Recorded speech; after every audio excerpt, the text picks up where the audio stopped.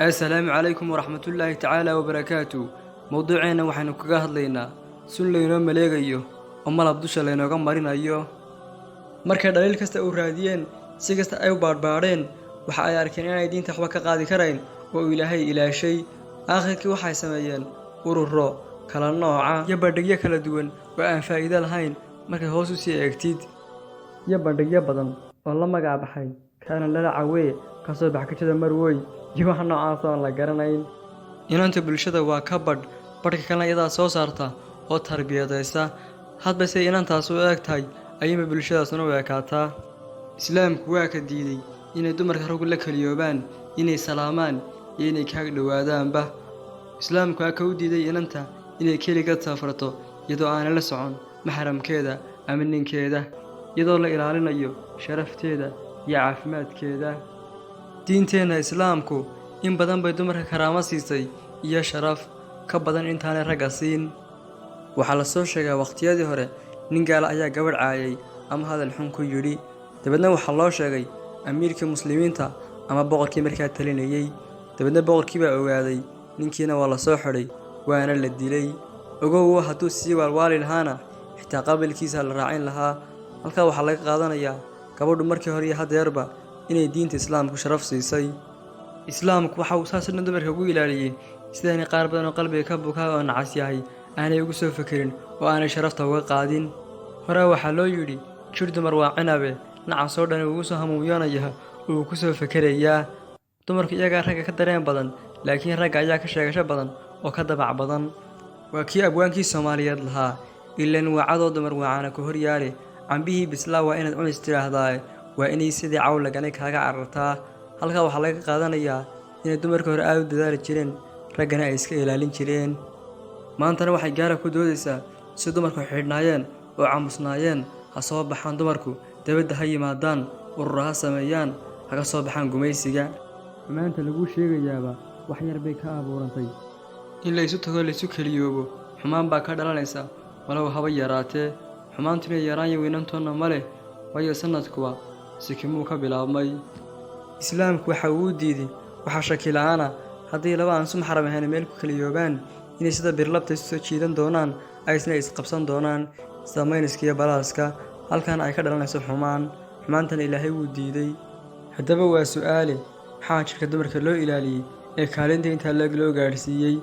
jirkan intu waa meel muhiim ah inta jirkiisan leedahay ama jirkeedu u irmaan yahay waa inta qoray ninka kaga adag tahay ayna ugu faani karto.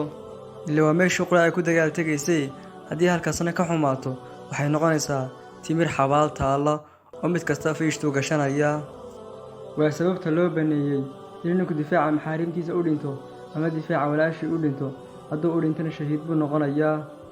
iyadoo intaas oo dhan ay diinteena islaamka ay dumarka qadarisiisay waxay kuwan gaalada ah su'aalo ayna weydiinaya ee khalkhalka inagu furaya dumarkeenina duubsaday.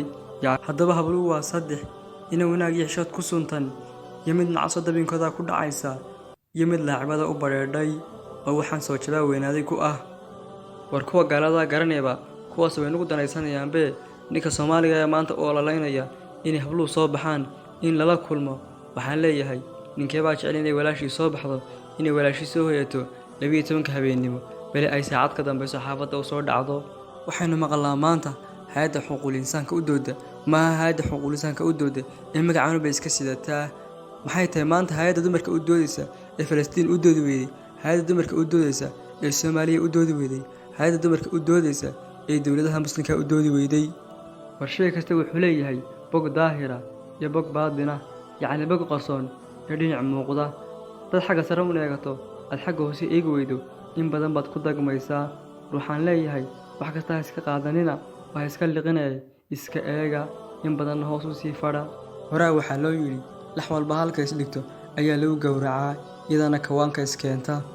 haddar waxaan leeyahay hablaha muslimiinta ama kawaanka isdhiga ama iska daaya idinka gartiina yaqaana. ninku markuu arko inan xijaaban waxa uu isdhahaa yaa faraheeda ku tusa markuu faraheeda arkana yaa gacmaheeda ku tusa ilaa uu jirkeeda wada dhamaystiro.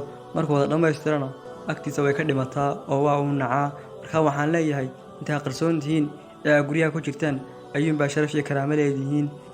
sanad aan fogeyn ayaa wax tirkoob lagu sameeyay hablaha kufsiga loo geysto ee dalka Mareykanka labadii daqiiqoba waxaa dhacay labadii daqiiqoba laba kufsiya, hadda waa laba kufsiya labadii daqiiqo. Innagana Soomaali ahaan waxaa dhaca sanadkii ama dhowrkii sano hal kufsi. Haddaba labada keebaa sahlan ama keebaa xuquuqul insaanka u doodaya? Halkaa kufsi ee Soomaali ahaan sanadkii mar dhaca ama dhowrkii sano mar dhacana waynaga aragnay barta aynu xeerkiisa marino iyo sidaynu u gaallo. Haddaba labadeena dal gaali ahaan iyo muslim ahaan keebaa sahlan ama keebaa nidaam wacan oo xaqiisii mariyay dumarka? Waxaan leeyahay yaynaan noqon indha ku garaadlayaal ee aynu noqonno caqli ku garaadlayaal. Hablaha walaaladay waxaan leeyahay hanoo soo raacina gaalada aanu jabinno. Waxaa la yidhi cadow kaa badan iyo biyo kaa badan bay ku hafiyaane. haddaan noo soo raacdaan waxba qaban kari mayne. waxaa nala qabta. Wasalaamu calaykum waraxmatullaahi tacaala wabarakaatuh.